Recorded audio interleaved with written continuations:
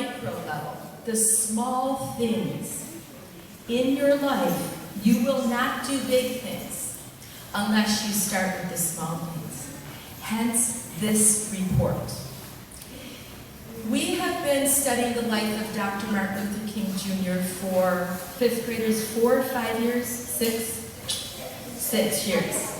And let's see if we can echo some of this giant in our world peacemaker words. The time is always right. The time is always right. Thank you. Life is more precious than silver or diamonds or gold. Powerful. And the one from this year, everybody can be great because everybody can serve. So this morning, we had an amazing opportunity. It wasn't a school-wide opportunity, but we had teachers, former teachers, and people from this area going to South Africa. And the United States is not the only place on our planet that struggles with issues of color of skin, sadly. It happens in many, many lands on most continents. And so today, we're going to just have a small moment to capture another giant peacemaker who lived during the time of Dr. Martin Luther King Jr. He is now 80 years old, and he lives in South Africa. He's a white man. And just like Rosa Parks refused to give up the seat on that bus where supposedly only white people could sit, this giant named Albie Sachs, a white man, sat on a bench in South Africa during apartheid, and he refused to get off the bench that was supposedly only for black people. This man spent years in prison in solitary confinement. That means no interaction. He actually was beaten, and he lost an arm in this process. He lost some of his sight, but he never gave up. So somehow, by grace above, a group of people from this area had the opportunity to go to South Africa, and they asked me, do you think that as a thank you for this peacemaker in South Africa, we could send some art from Orchard School?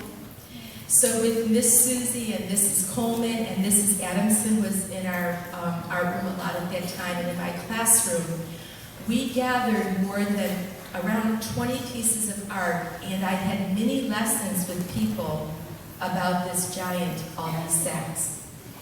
I'm going to whisper something to you. His greatness started with the small core values.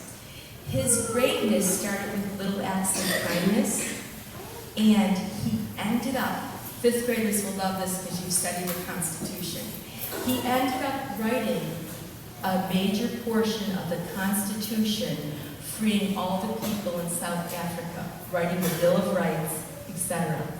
So telling more about what happened when your art from this school went to Albie Sachs, an artist in his own right, we have our good friends, Fran and Tim Kahn.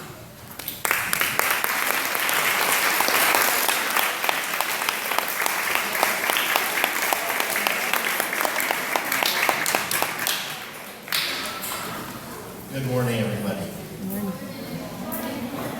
You all know Mrs. McQuillen, and an expression I love that she says when she's really onto something is, "This is huge." And that's what I heard to her when I came and talked about taking some of her art over to this wonderful, gentle giant, Albie Sachs. I took a tube over that was this big, and I carried it on a plane halfway around the world. I went into his home. We all went. We were 25 people who went into his home, including a former teacher who used to teach here, Jan Cronin. Oh. This man, as Carol has said, is a fighter for peace and equality. He wants medicine for all. He wants poverty to be eliminated from the planet. And even with one arm, he's stronger than anybody I've ever met. His other arm is half an arm, and he has one eye because they were blown up in a car bomb that someone placed under his car. Because they didn't like his ideas, and they didn't want his ideas to bloom. Under the old laws, Albie could not marry his wife because she had a colored skin. She has a colored skin. He could not kiss his wife. He could not have the beautiful son, however, that he has today. And he said to us, this is the new South Africa. We are only 20 years old. We are living in freedom and equality for 20 years now. And we brought this poster with us today, and we'll hang somewhere in your school to show you his reaction when we unrolled the poster. When we unrolled your poster with your wonderful drawings, this was the most precious thing we could give him. And his laughter when he saw one drawing in particular. Someone in this room, I believe, drew a picture of a giraffe and said, "Thank you, Albie, for sticking your neck out for your people." He loved that drawing. On this poster is also the South African flag. It's the new South African flag. And as you can see, it's a Y going into a long stream of green. That means that Y are people of all races and colors coming together to forge a unified way to peace.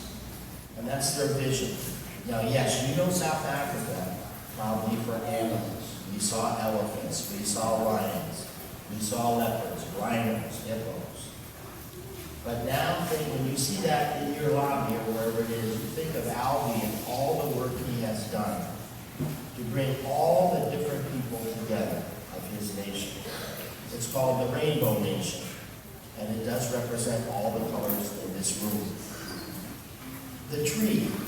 He loved the fact that you guys come from Orchard School, because the tree is a symbol in African culture of endurance, sustainability. The roots of the tree are deep in the ground, and he was very pleased to think of a school called Orchard, which represents many trees with branches that branch out and fruit. All of you are fruit of that orchard. So this was perfect that the students from Orchard School give this man a gift. And what we got, Fran and I, and all 25 of us who were on the trip, got these wonderful beaded necklaces, bracelets. I don't know if you can see them, but maybe you can see the colors. They represent every color of that nation. And on them is a little flower, the protea flower, which is the national flower of South Africa. A flower that has grown over more than 300 million years it's been in Africa. And there's also a heart on our bracelet, and we won't take these off. I don't even take them off when I shower. And there's heart that says, "Unlock the world with love." And in closing, what I'd like to teach you is the Zulu word for love. And I know that right now, we are probably filming this, and I want you to say to Albie 3 times the word for love in Zulu. And I'll say it, and then I'll count to 3, and we'll say it 3 times, and then just say the word Albie at the end. The word is utando. Try it. Utando. Okay, we're going to say that 3 times, and then we're going to say the word Albie afterwards. 1, 2, 3. Utando. Utando. Utando. Albie. Thank you so much.